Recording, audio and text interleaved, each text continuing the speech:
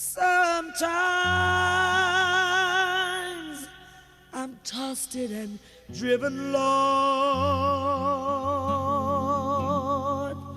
Sometimes I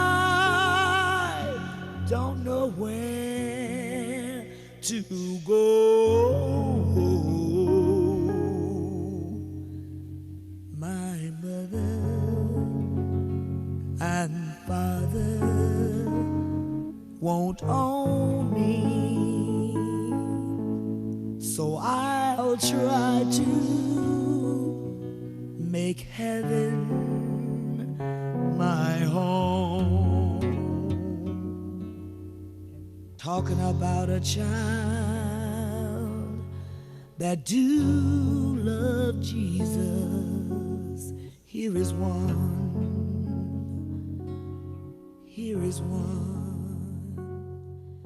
You're talking about a child that do love Jesus.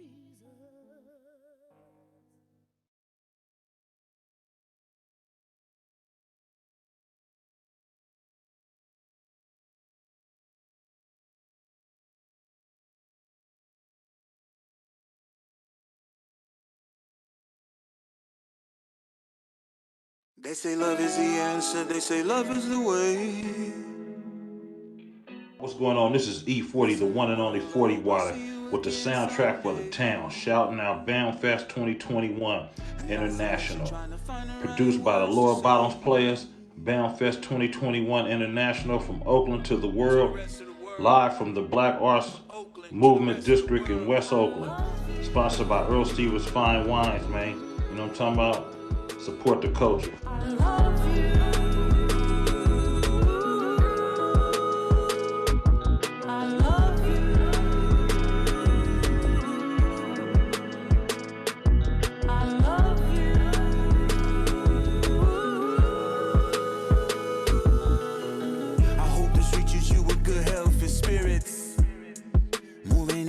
Your life, see we coming with that light force, bunk it down in the town, praying that it takes its course, reminiscing on the beautiful places, the different faces, exotic stages, this music takes us high for real.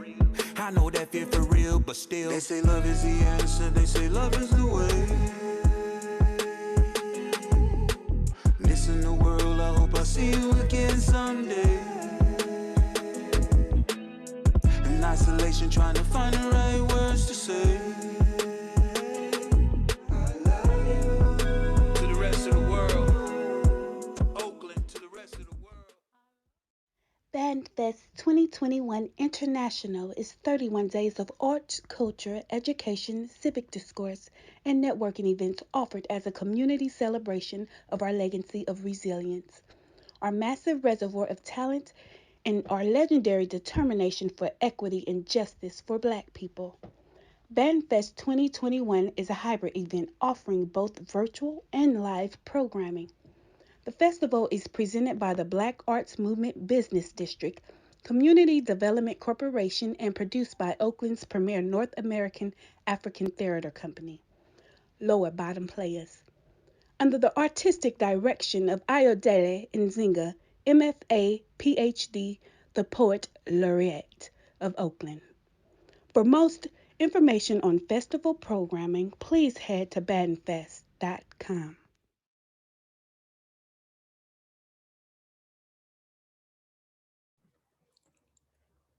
Journey of Names, a two-act play for an all-Black cast by Will Crossman. In this play within a play, Madisa Stevens, the Community Theater's founder-director, has also written a new play titled The Ancestor Tree.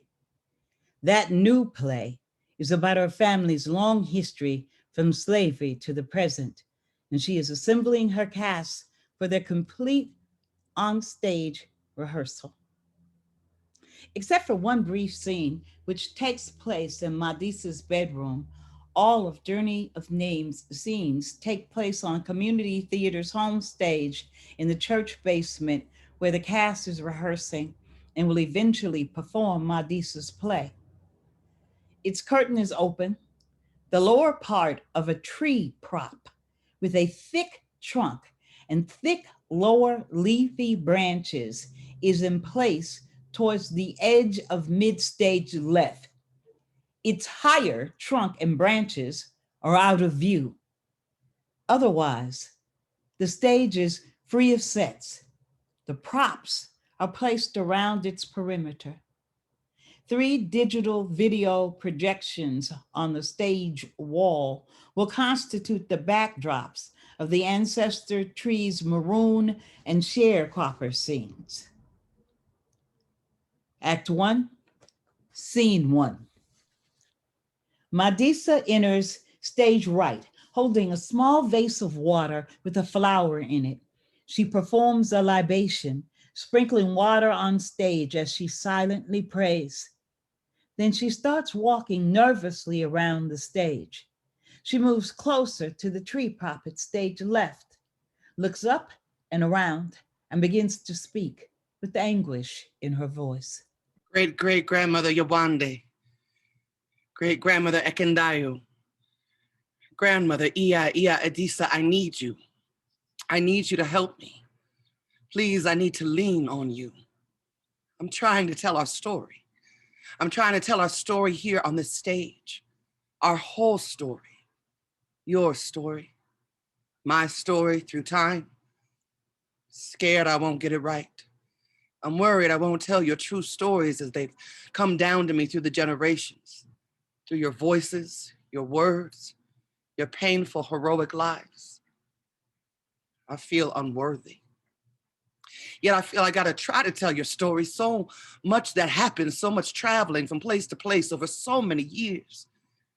Your lives, how can I possibly sort them out, condense them into 2 acts on this funky, creaky old stage of my actors? I need your help so I can do justice to the whole sweep of our family story. And I need you to tell me when I'm messing up, wandering from the truth. Sister enters stage right, holding a script. She walks to Madisa and puts her arms around her and kisses her cheek. Mama, when I hear you humming that blues song, I know something wrong. I know this is a stressful time for you. You've been working on this play for so long, and we're finally in rehearsal. You put so much of yourself into writing it. You should be feeling joy, not the blues.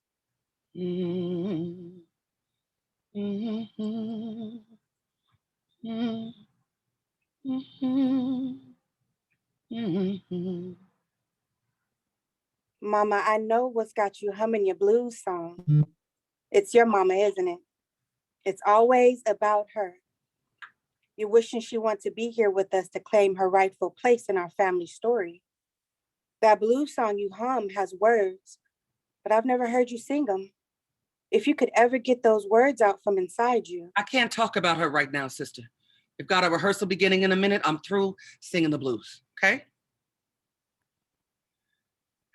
Truthfully, I'm scared. Walked on stage feeling okay, performed a libation to bless the stage for our first real run through, and then it hit me what we're about to do, the step we're about to take. So I called on our ancestor women to guide us. You know them, sister. We've leaned on them so many times in the past. Yawande, Ekendayo, your great-grandmother Adisa. And here I am asking them yet again to infuse us with their wisdom. When can we talk about your mama? I mean, she's my iya. Every time I ask you questions about her, you change the subject. I don't know anything about her life. Brother Makita and Bomani enter stage right, holding scripts. They nonchalantly stroll in, chatting animatedly, unaware that they're interrupting Madisa and sister's conversation. Brother Bomani Makita, right on time. Mama, sister. Hey, our ancestors' trees here. Looks good.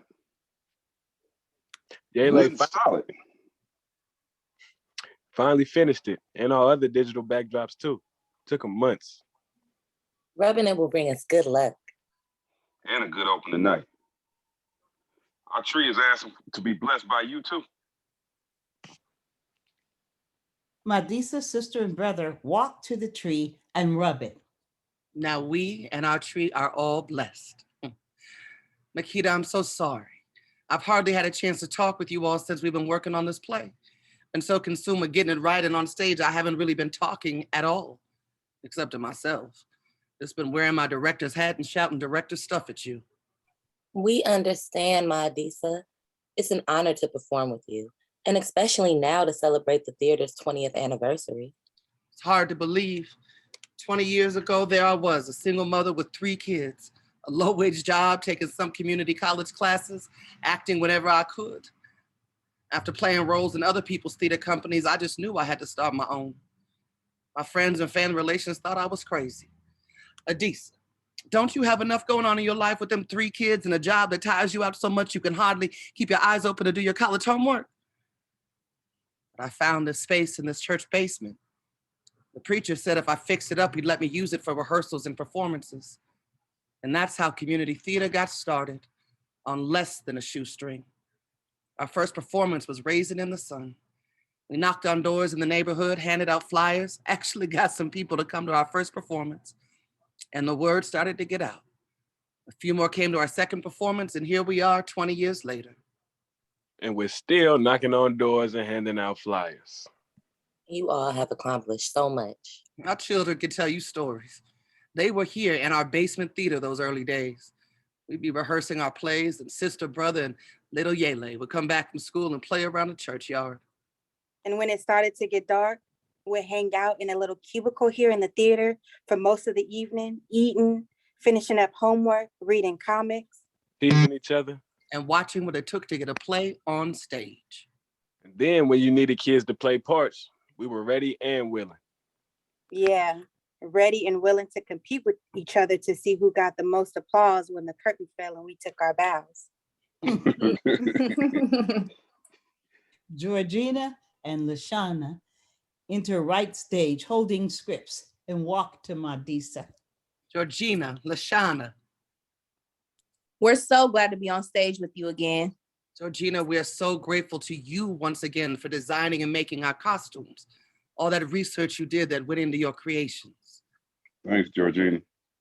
Yes. Lashana, is this the 3rd or 4th play you've done with us? The 4th. I think you were 5 years old your first time. Yes, I was in kindergarten. I'm glad to be here again, Ma Adisa. How's your mama and papa? They're good. They're working today. Have you been studying your lines? Yes, my grand's been helping me. And have you been helping your grand with her lines? Not really.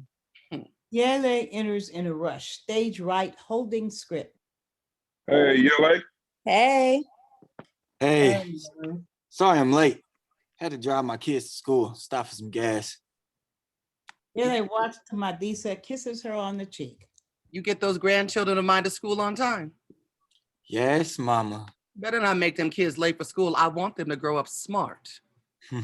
They will, mama. And to get where they're going on time. 3 weeks from today, y'all, opening night. It's crunch time, so we've got to stick to the schedule I gave you. We covered some good ground in our first get-togethers, read through parts, blocked out positions on stage, practiced handling props. Today, we begin our first real run-through. I want to try to move through at least the maroon and sharecropper scenes today to help you get a sense of the play's overall emotional shape, its ups and downs. It'll help you really start to develop your character's inner selves. Once you capture their inner selves, your portrayal of your character's voices and behavior will flow. Get your maroon costumes on. Georgina has labeled them with your names, and get back here quick as you can. The cast exits stage right. Madisa remains on stage, walking the stage perimeter, checking props while humming the tune to Motherless Child. She stops by the tree prop, leans against it for a few moments in silent meditation with eyes closed, then opens eyes and starts walking the perimeter and humming again. The cast quickly enters stage right in costumes. Okay then, let's get started by breathing together. Madisa and Cass stand in circle and do a minute of Tai Chi form, then move apart. Yele, please turn on the maroon projection and spots. Yele walks to the video projector, turns the maroon encampment projection onto the upstage wall, and turns on the maroon scene spotlights. Video projection on upstage wall shows an area of forested mountaintop maroon encampment. Located in the center is a close-up of a rough, low building, living quarters, made of tree logs and branches. Cass, seeing the projection for the first time. Ooh, Wow, yeah, that's yeah, that's cool. Hey, that's cool. hecka cool. Dope. Good job. Yele, thank you. Looks great. Let's get our props in place for the maroons. The cast gathers props from the perimeter of the stage and places them in predetermined locations. Positions, everyone, starting right from the top of page 1. Yewande and Ekendayo's arrival at the maroon encampment. Let's try it with scripts down. If you need a line, I'll feed it to you. Cast lays scripts down, takes positions off stage right. Sister, brother, Yele, Madisa, exit stage right. Act 1, Scene 2. The Ancestor Tree, Maroon Encampment. It's approximately the year 1860, slavery days in the southern United States. The scene opens on a maroon encampment of Africans who have escaped plantations and slaveholders. It's a peaceful scene on center stage. Africans are busily engaged in daily activities, though they always remain on alert to possible attempts by slaveholders and patrollers to recapture them. An elder man is instructing a girl in an African language, while an elder woman is braiding the girl's hair. The three of them are sitting on rough wooden seats.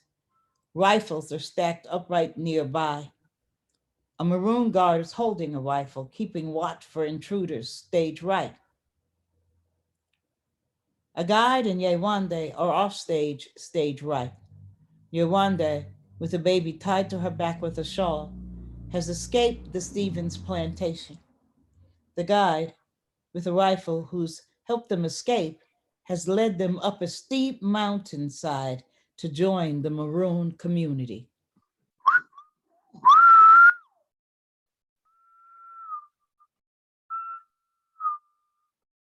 Approaching with new ones. New ones approaching. Not much further, just over that bluff, behind those trees. You'll be safe there. The elder takes Yewande's arm and leads her with the baby to center stage and sits her with the baby down. Helps untie Yewande's shawl that holds the baby, takes the baby and places her in Yewande's arms. The Maroons gather in a half circle around Yewande and the baby. They're from downriver, from the Stevens plantation. And what is your name, child? White folks call me Betsy, but my mama named me Yewande. Yewande.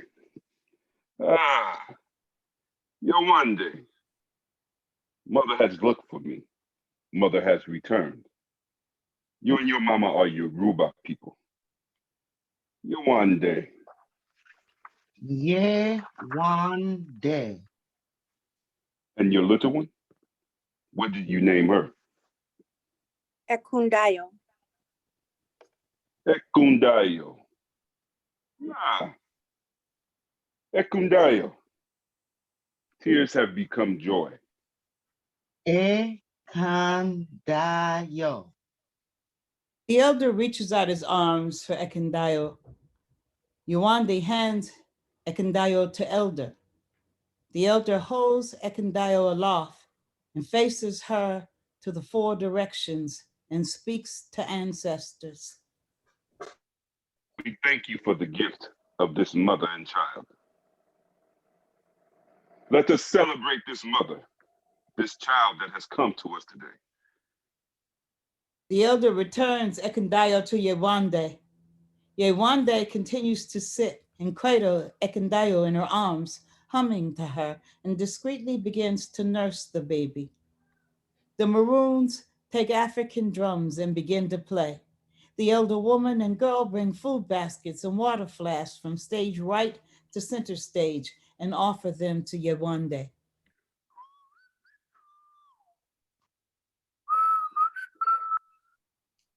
Friends approaching.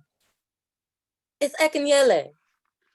Akinyele enters stage right, feeling agitated with the need to share important information.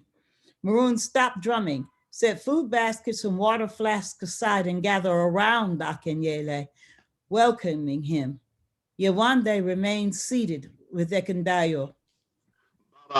Mama, I have urgent news to report about danger that threatens our community. Come gather under the great tree. Come, come. The Maroons all gather near the tree prop except the guard, who remains at post, stage right. The Stevens and Davis plantation owners have formed another patrol to hunt us down and return us to their plantations. I saw about 20 men. They have horses, guns. They're camped at the base of our mountain. And with the next sunrise, they'll start climbing towards us. Do they know we are here? I'm not sure. We thank you for bringing this news, Akinyele. I see a new mother and child have joined us. I'm Yewande, and this is my daughter Ekendayo. They arrived today from downriver, the Stevens place. That patrol's probably come to hunt her down.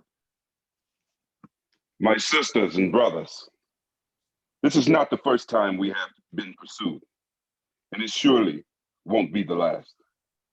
What makes this different for us is that we are at an advantage. This time, in this encampment, we are holding the heights, and they are down below. Their horses won't help them. They'll have to leave their horses and climb up the slope on foot. Now we have to decide what to do. Shall we hold ground, stay and fight them? We have guns.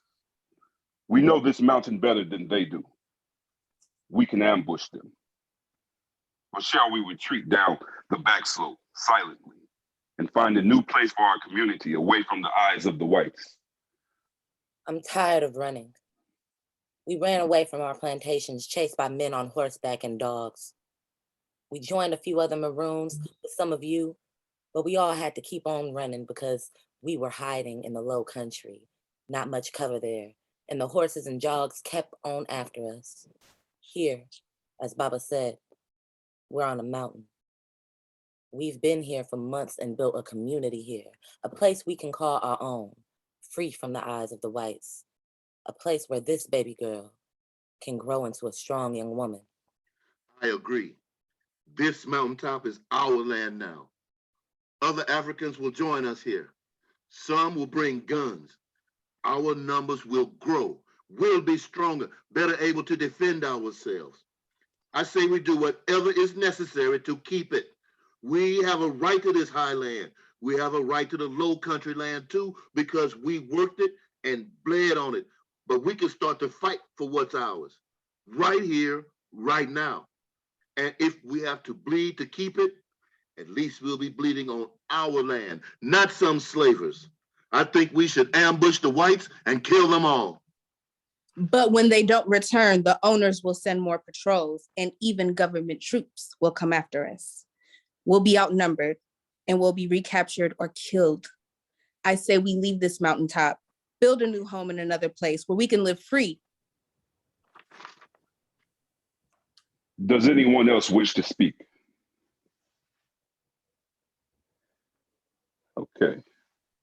As we stand under this tree, listen to our ancestors. Let them into our hearts. They're here with us to guide us, to help us know which road to take. The Maroons pause silently. Some look skyward. Others close their eyes in meditation or prayer. An African flute and drum music, unheard by the cast. appears to come out of nowhere.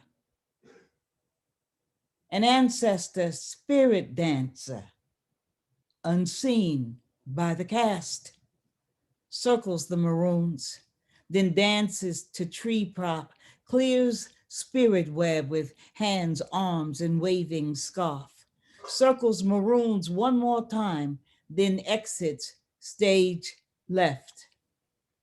We vote now. Those who want to stay and fight, step forward. A guide and a guard step forward. Those who want to leave tonight, step forward. All the others step forward. I too vote that we leave. Our community has spoken. We leave tonight when the North Star is highest. Pack up everything. Make no fires. Talk in whispers. Act 1, Scene 3. Good work. Why didn't those Maroons stay and fight? I don't get it. Those patrols hunting down Africans like the Africans were animals. The Maroons should have killed every last one of them. Stopped them once and for all. Yeah, those troops should have died. All the history our ancestors fought for their freedom, even though it meant some of them had to die fighting. So you think those Maroons got it wrong? Maybe it was right for them. But what kind of message does that send to our audience, to our kids? Look, if they stayed and fought and ambushed that first patrol, and then a second wave of troops followed and killed all those Maroons, Yewande and Ekendayo and Akinyele too, where would we be? We wouldn't even be here. They were our ancestors. We should be grateful to them for choosing to survive and pass life down to us. That's not the point, sister. They look like a bunch of cowards. Just because those Maroons didn't choose to shoot it out with the patrol doesn't mean they just walked away. They weren't cowards. They risked their lives escaping the plantations and risked them again escaping the mountaintop. Man, they didn't just walk away from those plantations. They stole away. And stole away again from that mountaintop to keep their life and limb together. They for sure weren't cowards, and they for sure stole away. Can we live with that? Sister looks at Yele and Makita in particular. Brother, Georgina, Balmani, and Lashana give positive responses. Yele and Makita look at each other. I don't know, sister. Look, that's what they did. They left that mountaintop to save their lives. That's the story the way it was told to me by my grandmother, my Iya Adisa, and that's the story this play is going to tell because that's the truth. This isn't your story. It's not our story. It's their story. My ancestors' story. Someday maybe you'll write your own stories about what you would have done if you'd been on that mountaintop. I hope you will. I don't want to be the only playwright in community theater. Don't wait till I'm dead and gone to start writing plays about your lives or about others' lives, your ancestors' lives. Yele and Makita, I love you both, but I'm the director and the playwright, and we're going to do this play my way. Let's take a break. Please put the maroon props back where they were before you exit and put away your maroon costumes. The cast returns maroon props to locations around the perimeters of the stage, and they exit stage right. Yele turns off maroon projection and spotlights, exits stage right. Act 1, Scene 4. Madisa remains on stage, holding a script in one hand and reading it while walking to different areas of the stage and blocking out some positions on stage with chalk. Enter the mayor, dressed in a suit and a hat. He enters stage right. Madisa turns in the mayor's direction. Miss Stevens, Adisa. Mr. Mayor, this is a surprise. Yes. I wanted to stop by and say hello. Oh, Robert, it's been a while since you graced us with your presence. When was the last time you were here? It was when I was still city council rep from this district. I'll never forget how moved I was by that August Wilson production you put on that day. You could have been in that production yourself if you hadn't left our ensemble and entered politics. You were becoming a pretty fair actor. Yeah, we were youngsters then. We just started community theater and me hoping to be the next James Earl Jones. How's the kids? You know they're not kids anymore. Yele's got 2 kids of his own, and believe it or not, Yele's sister and brother are still acting in our company. And yours? All 4 are growing fast. Yeah. And Mandisa, I had another reason for coming by today. You know, I felt I owed it to you, to our history, to our friendship, to tell you in person about the city plans for this community theater. What plan is that? You know, we spent years at the city hall designing the city master plan that we hope to benefit everyone in our city and every neighborhood, from school kids to seniors, including cultural institutions like yours. Another plan from City Hall to save our city, wasting a whole year on it when they could have been working on real things that will really help us, like after school programs for our kids. Robert, do you know how many stupid plans we've had to live through over the years? Mandisa, let me finish. The master plan involves closing 11 under-enrolled neighborhood schools and consolidating those classes into few larger centrally located schools. We're going to turn one of those schools we're closing, Kenner Street Elementary, into a fine arts and cultural center serving the whole city. We want to relocate the community theater there as a centerpiece of the city's new art program. And this Black community church we're in, we like it here, Robert. It's been here almost 90 years and we've been in it 20. The church's lease was up a few years ago and it never got renewed. We let them keep going on without paying rent, but the city can't afford to do that anymore. We've been talking to the church leader about them moving too. I get the picture. The city wants to kick us out of here and turn this historical building into something else. Or are you just gonna turn it down and what? Build apartments we can't afford? Shame on you, Robert. The community theater was your home for 2 years. We were your family. You forgot.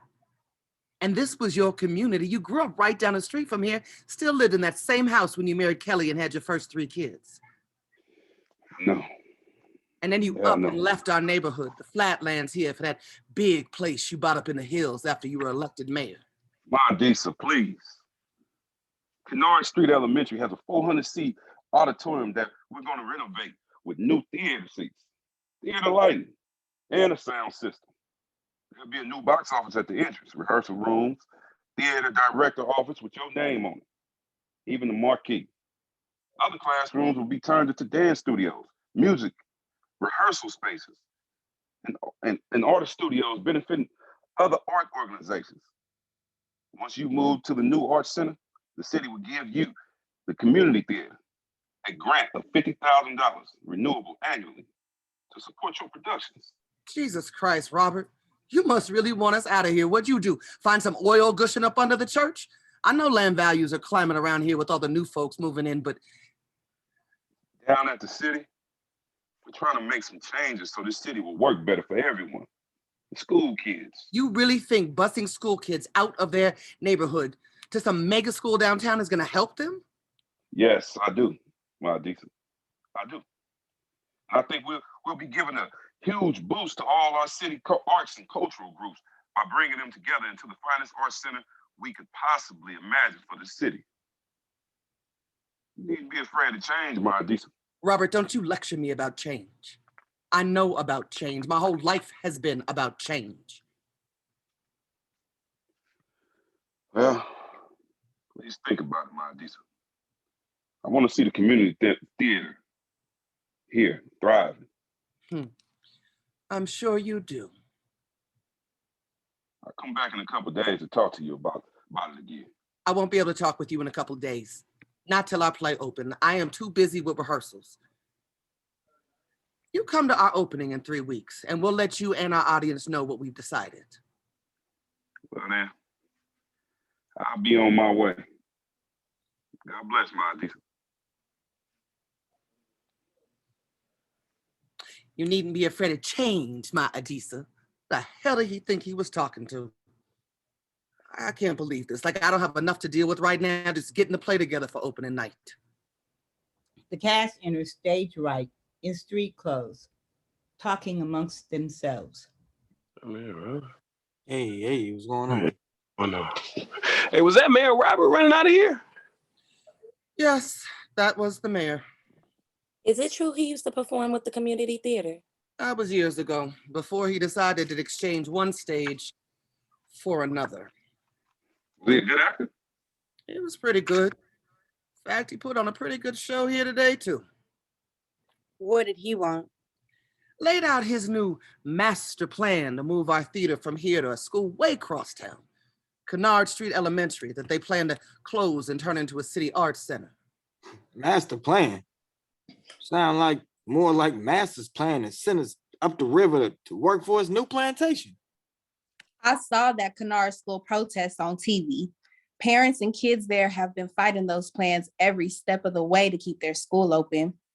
They've been out in front of the school protesting every day, weekends too. City Hall's planning on closing almost a dozen neighborhood schools, and folks from the schools have been out demonstrating too, but Kennard was the first to stand up to the city. Bet you ain't see Mayor Robert out there protesting and waving to them folks on TV. Yeah, they smiling, waving there. See, that's the kind of protest we need to save our theater. Folks from our hood, chanting, protesting. We can organize it. We're organizers. I mean, we organize our own community to see our plays, right? We can link up with the Kennard Street Elementary folks. We can join their protest there and invite them to join our protest here. Are we all in on this? Hold on. My first reaction was anger too. I'm still angry, but there are some advantages to the deal he's offering us. It's not that cut and dry. So before we let our emotions carry us away, like I did a few minutes ago when the mayor was here, let me tell you the rest of what he said. We've always made our big decisions collectively, and y'all need to know the details in order to really understand the choice we're facing. The cast looks attentively, waiting for Madisa to explain. You know, this old stone church we're in was originally built on land owned by the city, and the land is still owned by the city. They think they can pretty much do whatever they want with whatever's sitting on their land, including shutting down this church and community theater with it. Oh, you gotta be kidding. That ain't Let cool. me finish. Hold on. City Hall's plan is to bring community theater and other arts organizations over to Kennard School and make that the center of the city arts program. It comes with a lot of bells and whistles for us. Bigger theater, good lighting and sound, rehearsal space, and it comes with $50,000 annual grant to stage. What? $50,000? What? Oh my God. Whoa. Now they find $50,000 to give us. Why couldn't they find that money and give it to us before? In all the years we've been here, they never given us a cent. We've had to scrape along on whatever we could put in ourselves. We should get them to give us that money now up front, so we can stay right here and prove this theater. You know what we could do with $50,000 around here? New lighting, sound, and put a little change in our pockets too. Hell, my pockets hurting. But what are they gonna do with this place? Condos? Condos that only white people can afford. Whites are already up buying our neighborhood. What's gonna be left of our community? Our community needs this theater. Now the theater needs this community. We ain't gonna let them take our theater away from us. Wait. Let's back up a minute. I didn't hear them say anything about taking our theater away from us. They're talking about moving us. There's a lot happening in that deal that the city's offering us. I mean, we could finally pay off some of our debts with that money, add new actors to our ensemble, and get our plays out to the whole city, not just the community. We can't decide this now. We got a lot on our plate just to get the ancestors' tree on stage. What kind of deadline is the mayor throwing at us to move? City Hall's on a fast track. They want to know where we stand on this. Robert wanted to come back here in a couple of days to get our answer, but I told him we tell him and our audience what we've decided on opening night. The future of community theater. I can't believe this is happening right now. I need a few minutes to think right now, y'all. Catch my breath. Take a break. Look over your sharecropper lines and get into sharecropper costumes. I'll call you when I'm ready. The cast picks up scripts from the floor and exits stage right. Madisa exhales, slowly circles the stage, ending up near the tree. My dear ancestors, what am I gonna do? Do we fight to stay or do it City Hall's way? Just talk with the cast? This bombshell has hit us so fast, they're not sure what they think we should do. And neither am I. Just thinking about it kind of tears me apart. If we move to Kennard School, we'll survive all right. All those bougie benefits the mayor's offering. Truthfully, we need that money. I still owe folks for the loans they've given the theater. I hear it in the voices of some of our cast. They're ready for a change. Better theater, bigger audiences, some decent wages to line their hurting pockets, like Bomani said. But will we still be us? You know what I mean? Us. If we leave our community behind, what else are we leaving behind? Our heart and soul? Ancestors, I'm leaning on you again. How many times have you come to my aid over the years? My ensemble, my kids, they think I'm so strong. But you know I'm not. I'm just human, like you always were, struggling to survive. Madisa takes a long moment of silence. Then she pulls herself together, ready to get back to the rehearsal. Okay, let's get back to work. The cast enters stage right in sharecropper costumes. Yele, let's have the sharecropper cabin backdrop and spotlights. Yele turns cabin projection and spotlights on. The sharecropper cabin projection shows an old rundown wooden barn cabin in the foreground that takes up most of the screen. On each side of the cabin in the background are rows of cotton plants as far as the eye can see. Oh, wow. Wow, dope. Okay, the sharecropper scenes. Get your props and take your positions. Scripts down. The cast retrieves props from the perimeter, puts scripts down, and they take their positions. Sister, brother, Yowande, and Akinyele are old now. Think about all they've been through in their lives, all they've survived, the challenges they've overcome, the inner strength it's taken. My Adisa. Is that girl Adisa your grandmother, Adisa? Yes, I was given her name by my mother. Adisa exits stage right. Act 1, Scene 5. The Ancestor Tree, Sharecropper Cabin. 4 decades have passed since the maroon events of the Ancestor Tree. The Stevens family has survived and are sharecroppers living together on a southern cotton farm. Yowande and Akinyele, now an old married couple, are sitting on chairs in front of their sharecropper's cabin, chatting with their young granddaughter, Adisa, the child of Yewande's daughter, Ikendayo, and drummer, Ikendayo's husband.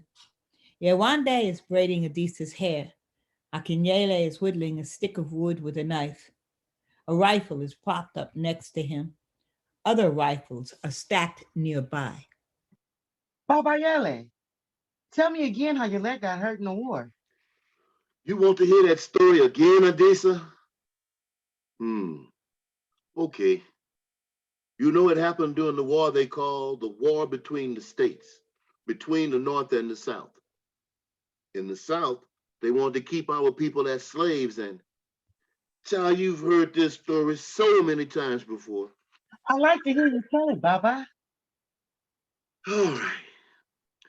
You know, when we were young ones, your grandmother Yowande and I escaped our slave plantations. Your came into our maroon camp carrying your mama Ekandayo, who was just a little baby on her back. and we lived with other Africans hiding out in the mountains. To keep from being captured and sent back, we kept moving from mountain to mountain, up one and down another for at least a year. Was it a year, Yewande? At least. Then when the war started and the Yankee army invaded the South and moved into our territory, Yewanda, I, and your mama, really the whole camp of Maroons, set out and walked night after night, following those drinking gourd stars. Hid out during the days to stay out of sight of the slave catchers and Confederate troops till we reached the Yankee lines. We must have walked for weeks. Did my mama walk too? She was just learning to walk. Mostly we carried her. When we reached the Yankee lines, I volunteered to join the Black Infantry Regiment, and your grandmother volunteered too. They wouldn't let women join our regiment as soldiers, but she did everything else you could imagine. Attended to the wounded, cooked, sewed. She was a mother to all those young Black soldiers, even though she was about the same age as they were. Ia, did you ever shoot at those Confederate soldiers? Yes, once or twice. Your Ia is being humble. Once when a platoon of those Confederate troops tried to sneak up and ambush us, she grabbed the nearest rifle and shot 2 of them dead. You did that, Ia? Uh-huh. So, Baba, how did your leg get hurt? One day there was a big battle. Our Black regiment was sent up to the front to lead all the white Yankee regiments against a whole division of those Southern Grays. We call them that because we wore blue and they wore gray. We charged at them across a large field and they started firing their cannons at us. One of those shells blew up near me and a piece of it dug into my leg. I fell down and tried to crawl, but I couldn't. That's when our young drummer boy put down his drum, ran over, and dragged me to a tree nearby. He yelled for the stretcher bearers to come and get me, and he stayed with me with all those shells exploding around us till the stretcher bearers came and carried me away. I thanked the boy. He was only 12 or 13 for saving me, and he said he'd try and find me after the war. Then he ran to get his drum and rejoin our troops. Our regiments finally forced those Grays to retreat, killed a lot of them, but they killed a lot of us too. That's how I got this gimpy leg. And the part about the drummer boy and my papa? Disa, girl, you won't let me skip any of this. All right. One day, a dozen years later or so, a young man comes up to our cabin here and very politely says, "Mr. Akinyele, I said I'd find you after the war." I recognized him as the drummer boy who saved my life. We greeted each other and sat right here on this porch and talked. "What's your name?" I asked him.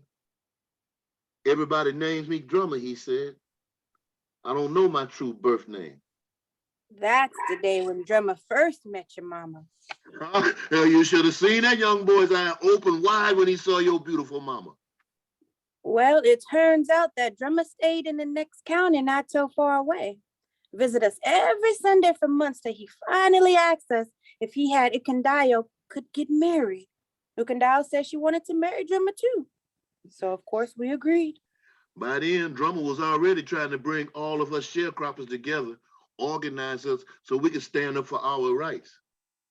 Your Papa Drummer's a good man and still as fearless as when he drummed our regiment into battle and saved my life. For some years, your mama and papa were working these fields side by side with Yewande and me, pulling and chopping cotton. Then Yewande and I got too old and my leg got too gimpy to be out in those hot, dusty fields. So your mama and papa have been doing it all themselves. Baba Yele, am I gonna be pulling and chopping cotton too? I don't know. It's. I want to go to school. Is that them coming in now? Ikendayo and Drummer enter stage right, brushing cotton dust off their clothes. Mama, Papa. Hey, Ikendayo. Hey, Drummer. Is that all you old folks have to do all day? Sit around and talk while me and Ikedayo out here in the hot sun peeling cotton for a few pennies? Drummer, stop teasing Baba and Mama like that. Daughter, leave the man alone. He makes me laugh. Reminds me of me when I was younger. Always joking around. Sometimes those jokes of yours got you into trouble, especially when you were talking to them whites. That's true. But Drummer's got a point. We work so hard in that hot sun for those pennies, and then they go right back to the landowner of this farm when we buy flour and oil at his store. We got nothing left after that.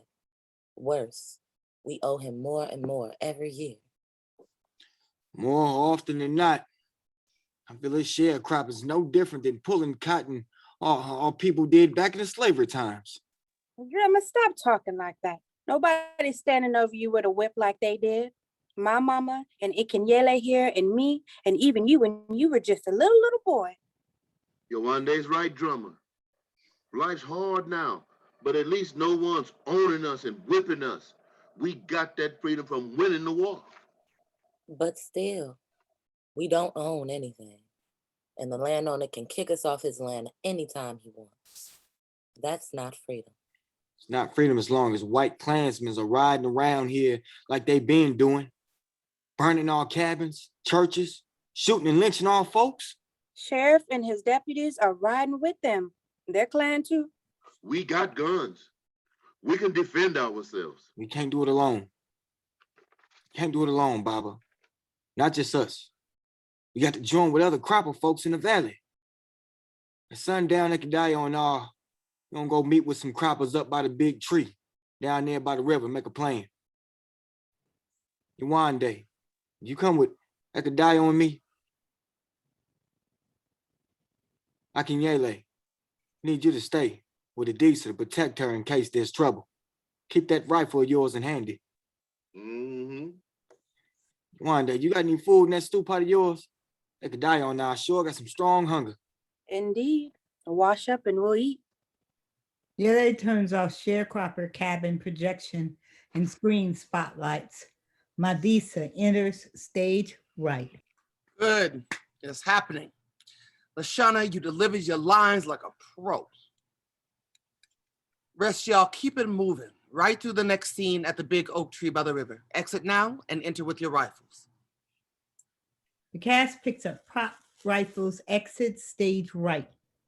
Yele turns off sharecropper cabin projection, turns on a projection of a wide scenic landscape with a river and a riverbank nearby, then incorporates the tree prop at stage left as part of that landscape, and turns spotlights on for this sundown dusk scene. Yele exits stage right. Act 1, Scene 6, The Ancestor Tree, Sharecroppers Meeting. Ikendayo and drummer, Yewande, and sharecroppers enter stage right. They all carry rifles. Ikendayo and drummer stand in front of sharecroppers and lead the meeting. Thank you for coming. Between the land owners squeezing the life out of us slowly, and the clan and sheriff lynching, burning, and jailing us, if we're gonna defend ourselves to survive, we got to join together. That's what we need to talk about tonight. After the war, the government promised each of us land we'd own. Then they went back on their word. We still dirt poor. Still working for the white man on a white man's land. The only way we croppers are gonna get our own land is to take it. Take it from the lands we working and staying on. Take them away from the white man's, ourselves. Our forefathers and foremothers first broke this soil during slavery days.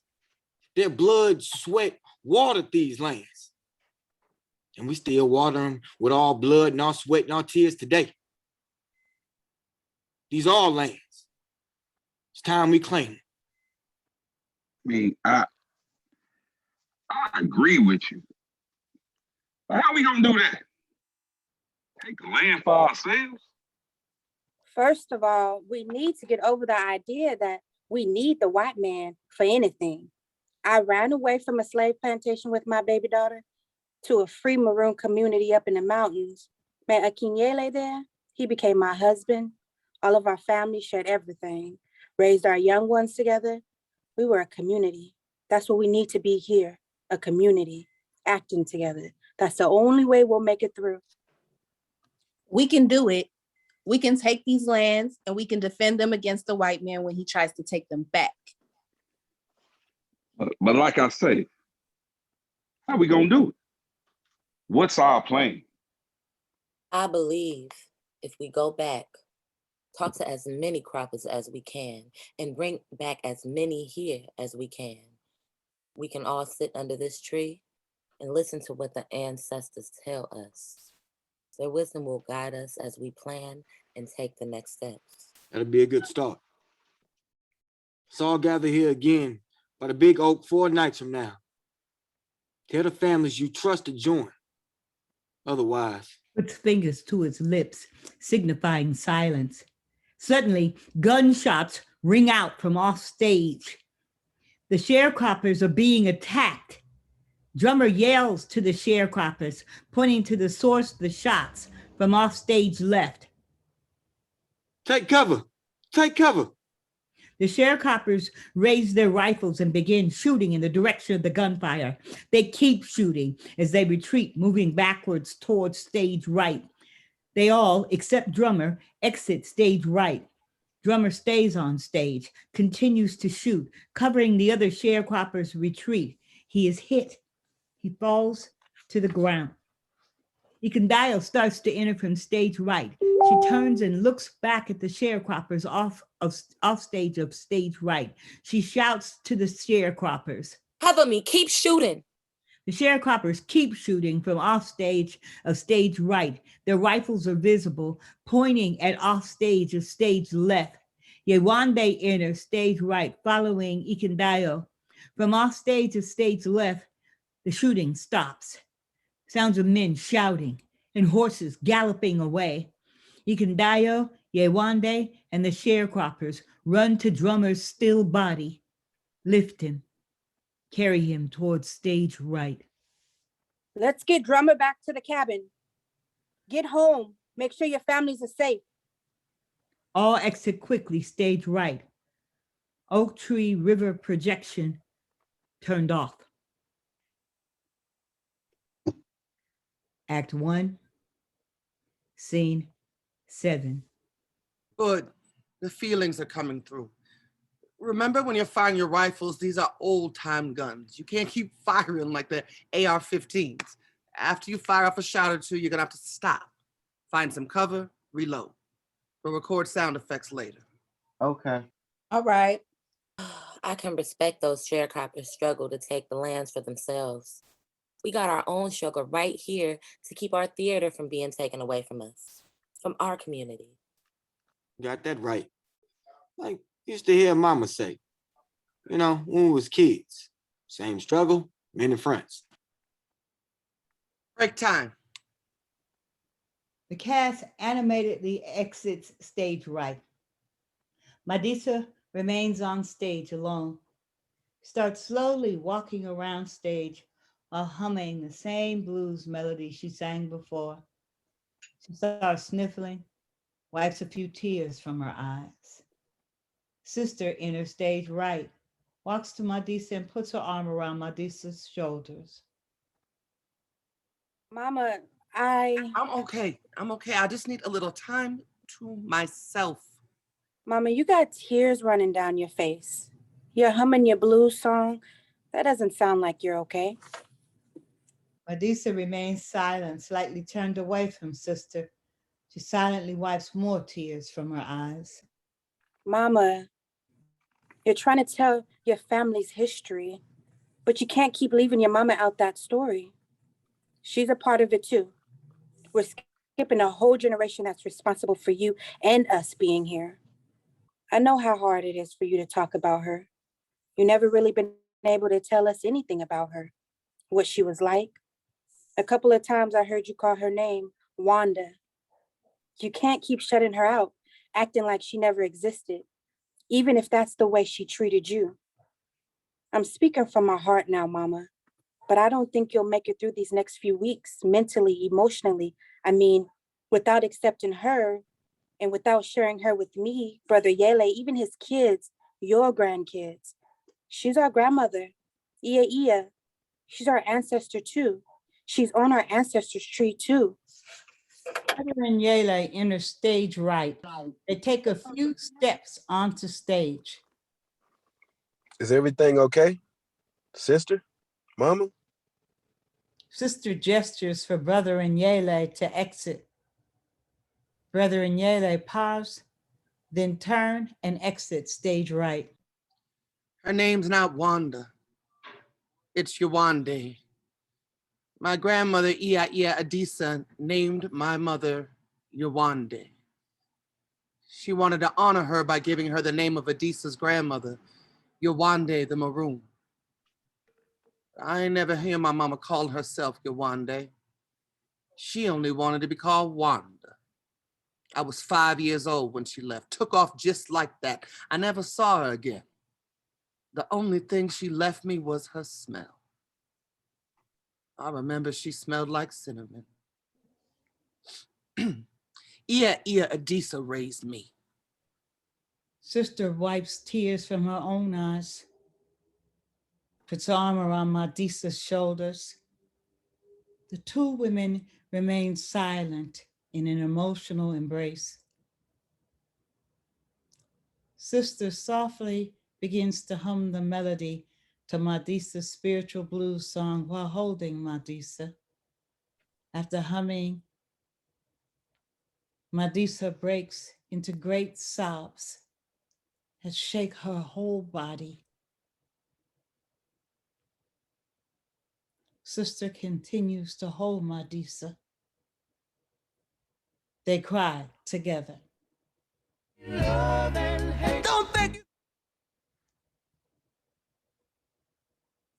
The stage goes dark.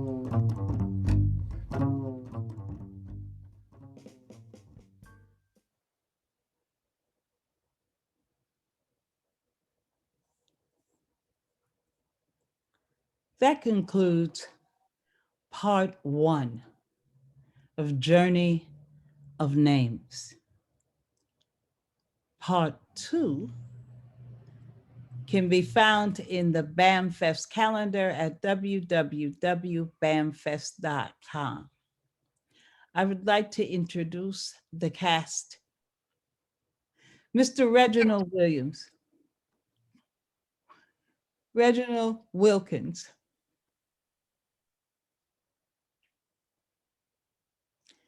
Miss Venus Morris, Mr. Pierre Scott, Mr. Reginald Wilkins,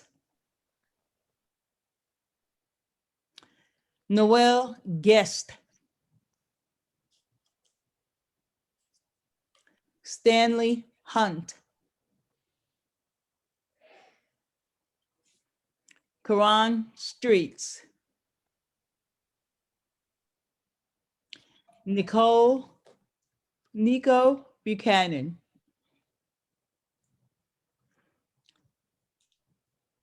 Miss Kat Brooks,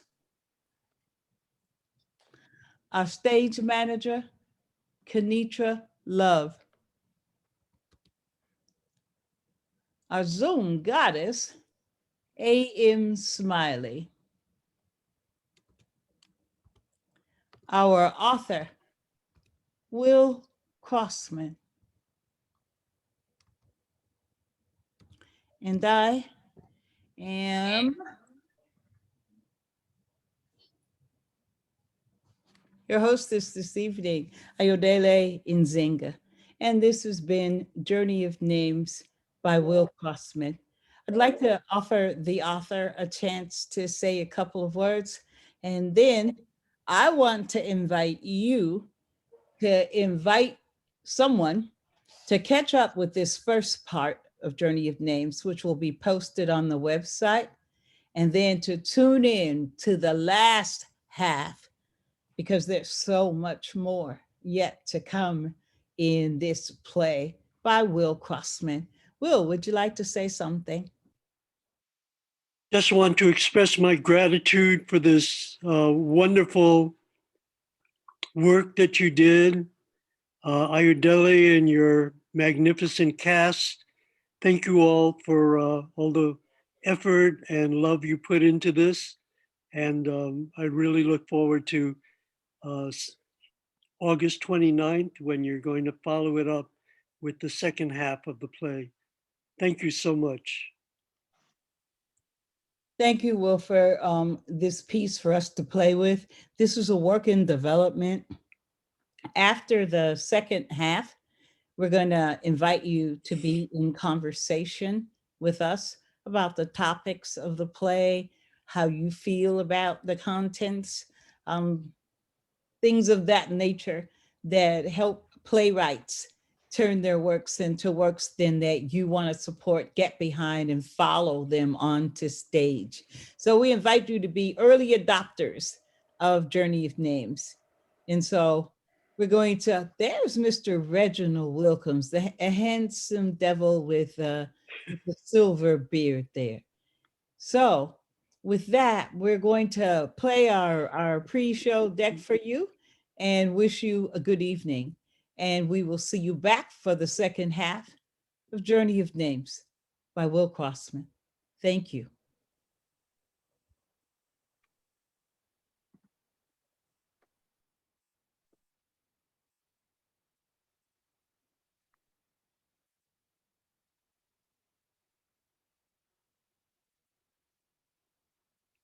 They say love is the answer, they say love is the way. What's going on? This is E40, the one and only 40 Water, with the soundtrack for the town, shouting out Boundfest 2021 International. Produced by the Lower Bottom Playaz, Boundfest 2021 International, from Oakland to the world, live from the Black Arts Movement District in West Oakland. Sponsored by Earl Stevens Fine Wines, man. You know what I'm talking about? Support the culture.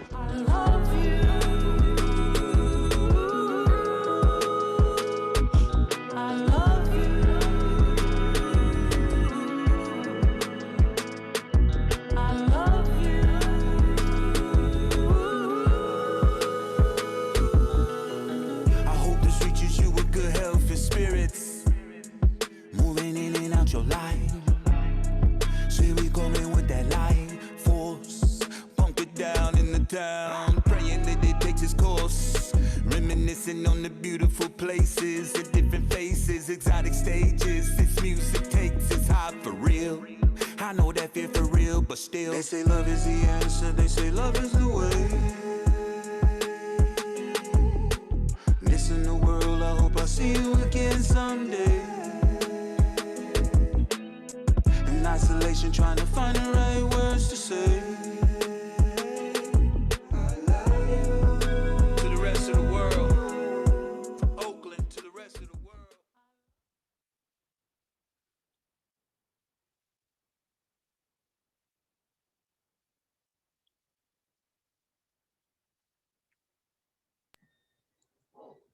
And that's a wrap, folks.